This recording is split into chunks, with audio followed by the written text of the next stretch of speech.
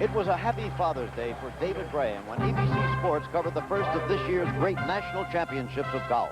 It was the United States Open at the famous old Merion Golf Club outside Philadelphia. Graham became the first Australian to win our national championship.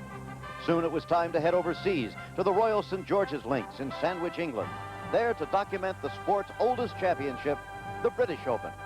We watched Bill Rogers of Texarkana, Texas, join his name with the ancient Scottish champions, and with Nicklaus and Palmer and Hagen and Hogan and Bobby Jones, all of whose names are on the trophy that now sits in the Rogers house back home.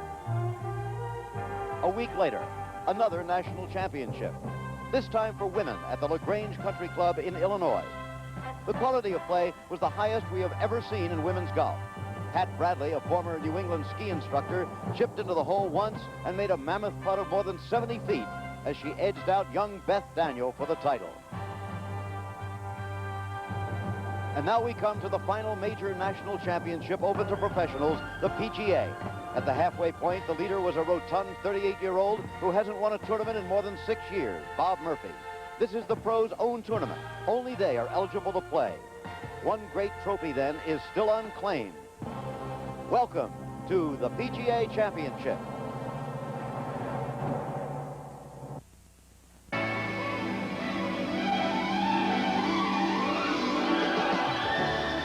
ABC Sports presents a national championship conducted by the PGA of America. Today from the Atlanta Athletic Club in Duluth, Georgia, it's the third round of the 63rd PGA Championship. This ABC Sports exclusive is brought to you by the 1981 Lincoln Town Car, a fine sense of tradition and achievement in technology. By the Associates Commercial Corporation, a driving force in American business. By Westinghouse and the 140,000 Westinghouse employees worldwide. And by the Continental Insurance Companies and their 12,000 agents throughout the U.S. Things are moving quickly in the 63rd PGA Golf Championship. We have a three-way tie for the lead. Quite suddenly, Bob Eastwood, Bob Murphy, who led, remember, when the day began, and Larry Nelson, all at 5 under par. Then Andy North, Tom Kite, Dan Pohl, who has dropped down a little bit, and Fuzzy Zeller. All those in very tight competition, along with Greg Norman, the big Australian, Jerry Pate, who won the U.S. Open on this golf course, young Vance Hefner, there's the defending champion Jack Nicklaus, Gil Morgan, David Edwards of the Edwards brothers, and Pete Fergus. It's going to be quite a competition here. Good afternoon. I'm Jim McKay, reporting from our position behind the 18th green. I'm with, as always, the captain of the 1981 American Ryder Cup team, former PGA champion, Dave Marr. Up to here, Dave, I think, in a sense, you could sum up this tournament in one word: rain. Well, they've had a lot of it, Jim, and it's not so much the rain, really. The thunderstorms stop play. They'll play during the rain, but on Thursday's round, they didn't get to finish. A few guys had to go back out.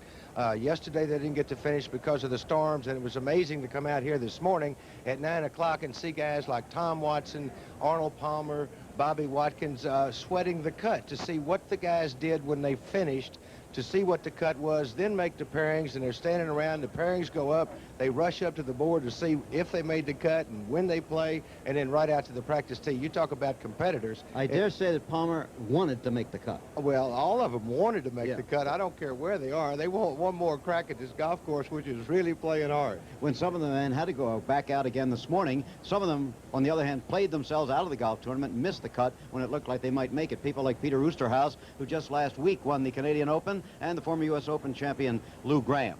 Well, we're speaking of Ryder Cup captains and Ryder Cup participants. On my left, with us as always, Peter Allis, 8 times a member of the British Ryder Cup team, and in fact you once played on the previous course owned by the Atlanta Athletic Club when they were down at Eastlake, didn't you? I did, Jim, and I have many happy memories of particularly the last day in those matches, because I played Arnold Palmer in the morning and the late, great Tony Lima in the afternoon. I'm too modest to tell you the result, but neither of them beat me. But it was a super day, and this is a splendid course. It's relatively new. It's a wonderful driving course, very good bunkering. The rough is severe because not only is it fairly thick, it's also wet. The greens are well contoured. Again, they're wet and they're holding, which makes it a little bit easier. But one of the things that always amuses me is that years ago they used to say people won't come and watch golf unless players are doing 63s and 64s. Then there was a move to make courses more difficult, which is fine. And there were the dreaded USGA made golf courses that were very difficult. And then we come to a course like this, and it's interesting to hear players complaining that they have to hit 2 woods to a par 4, or like the 11th hole here. Fancy having to hit your second shot of a downhill lie. Well, surely that is what the game is all about, learning to hit off downhill, uphill, side hill. And for me, this is a super course and a great championship. I recall when they played the Open here in '76, some of the players were complaining, and Sandy Tatum of the USGA said, no, we're not trying to embarrass the greatest players in the world. We're just trying to identify them. Well, that's what it well gets down said, to. well said. Okay, so that rather sets the scene here as we're preparing to go out to action and to play in this PGA Golf Championship. Once again, here's the situation. Eastwood, Murphy, and Nelson all tied at 5 under par, and Eastwood had a hole-in-one, by the way, on the 4th hole this morning to take the lead temporarily. Andy North at 4 under, along with Tom Kite, and at 3 under. Dan Pohl, one of the big, young, long hitters on the tour. He's been hitting 4 woods off the tee most of the time here. Other people hitting drivers and sometimes 1-irons from the fairway. There is Dan Pohl in the bunker at the moment. Good shot there, Jim. That was his 3rd shot. Dan Pohl out of Michigan, 26 years old, was 1 behind when the day began, now 2 behind, still. Now, Jack Nicklaus, the defending champion, for a birdie at the 12th hole. He needs a couple of birdies. He's at 1 under par, which means 4 shots out of the lead. Certainly within shouting distance and worrying distance for the leaders. You don't want that man behind you. You want him way behind you. As usual, so deliberate over the putt. Nope. Nope, pretty strong, too. Okay, while Jack's going to mark that ball, let's have a look at some of these holes on the back 9 that we'll be seeing today, Dave. Good par 5, number 12. It's one you can reach, and it's really your last real good opportunity for a birdie, but you got to keep your drive in the right-hand side of the fairway, and then there's a lake just short of the green that comes into play, but you can see they've played it in under the par 5. The 13th hole, real nice hole, dogleg left to right to a green that's trapped, bunker just short left there. Nice hole, shooting uphill a little bit. 14, more severe dogleg to the right with a green that does sit well up off the ground, in the air, I should say, not off the ground. It's obviously there. And another good driving hole. You've got to stay away from the right side. Okay, talking about 14, here we are at that very hole right now. Again, it's a dogleg right, as Dave said. The second shot almost straight uphill, very much of an elevated green. The kind of hole that teases you, Jim, when you think it's left to right, you want to go down the right side. Not true, because if you get over behind the trees, right-hand side, you really just have to pitch out. This young man, Greg Norman from Australia, is one to watch in the future. Young man, very good player, great finish at Augusta, just really one to watch. All the Australian players have said he's stronger than income tax. He can really airmail some shots out there. He certainly can, and he's won just about every place in the world except a major tournament in the United States. As you said, he was very close in the Masters. In our Open, he didn't do so well. For a while, he was up there, but then he faded. Didn't do too well in the British Open this year. That looks a little right. Stay there, Paul. You can hear him say, stay there. Stay there. Okay, good shot. Well, that shows you there just exactly how soft the golf course is. They've, it's too bad that they had the rain, but the players can adjust to that. Too bad that Tom Watson didn't make the cut either, along with Jim Simons and former champion Luke Graham and Peter Oosterhuis, Stadler, Sandy Lyle, the fine Scot. Okay, here are some of the others who did not make the cut. Well, it was finally determined this morning that those 7 under par and better would play today. Bobby Nichols did not make. Had a real tough tournament, did Bobby. Not playing quite as well as he did some years ago, former PGA champion. He could really play. Now, look out on the golf course. You can see it's very green, it's very lush, and because of the rains they've had down here, this Bermuda rough is even more difficult than usual. Well, Bermuda rough is tough on its own, and when you put some water on it, you really have to take your penalties. If you drive into it, just pitch out, get back to the fairway, take your bogey or whatever. You might get lucky and make a putt, but just take your licking. That's all you can do. You know, some people may have played on the resort courses with Bermuda grass might say, I was in the rough, and it was easy to play out of, but that's when it's nipped off short. Right? when they let it long, it's the worst. This is about 8 inches deep. Vance Hefner, son of the late, I should say, Clayton Hefner for his par at 11. Yeah, his daddy played with Ben Hogan and Sam Snead and Jimmy DeMeritt. And Your cousin Jack Burke, I guess, was along by that time? That's right. As a matter of fact, this is the 25th anniversary of Jack Burke's victory in '56 in the PGA Championship. Clayton Hefner, not nearly as big as his dad. His dad was a big, burly man. Okay, now the groups that we're going to be covering today. In the last group, specifically, will be Bob Murphy, Bob Eastwood, and Larry Nelson. All well-known touring professionals, not famous golfers, but very well-known if you play the game. Eastwood here, though, has been out on tour, I believe, 12 years. He led the qualifying school in 1969, and yet Dave, as you know, of course, his best year was last year, and his best year, he was 90th on the money list. Bob Rosberg with that group. How's it look, Bob? Jim, they've played very well. Excellent golf.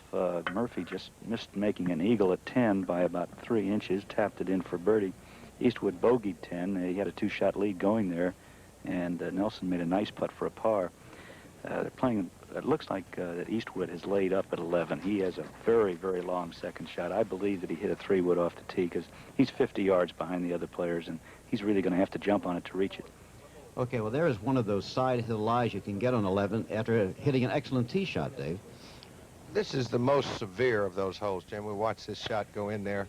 Rossi, do you look like it might be a little right, huh? It's going right, yes. It looks like it might catch that first bunker down there.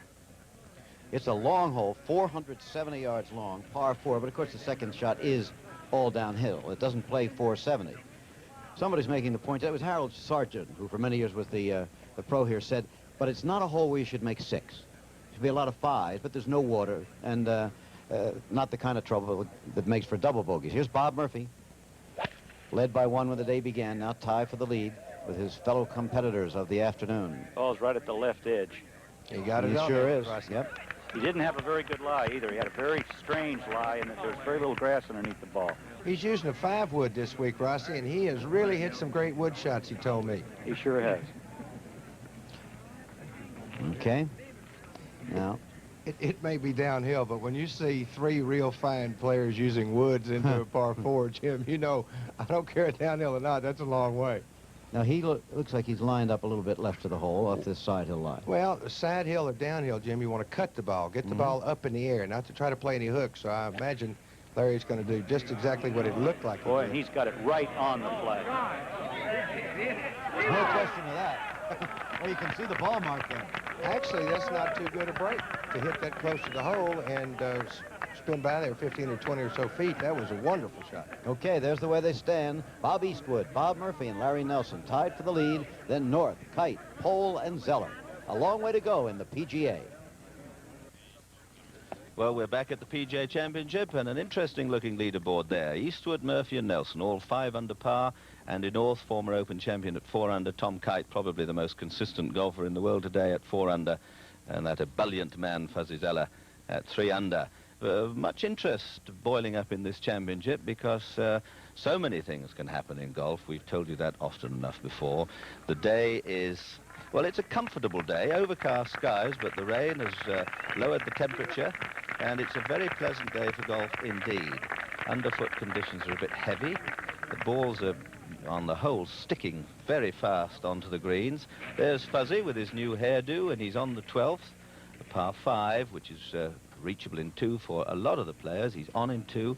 He has a putt for an eagle 3. He's 3 under par, and if he can, well, you can see he's in fact just off the green using his putter, but should he hole it, he would join Eastwood, Murphy, and Nelson at 5 under par. Out in 35, 3 birdies, but a double bogey and a bogey on the outward 9 for Fuzzy. This is Bob Eastwood, and just look at that. Little poached egg. Stabs it up and out. Difficult shot. Played it well. Not the easiest of shots. The sand a little wet and heavy. 5 under, 1 under for the day. Had a hole in 1. Could be champagne all round later. And this really is the Players' Championship, which I think is great fun because rather like the USGA, you get the amateurs playing. Here we get the club pros and everyone.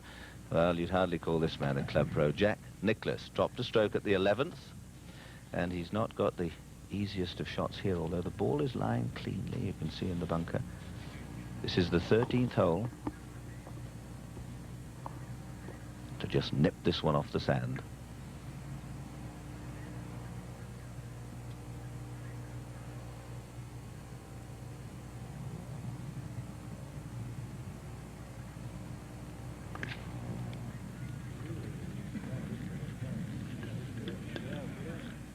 Oh, good shot.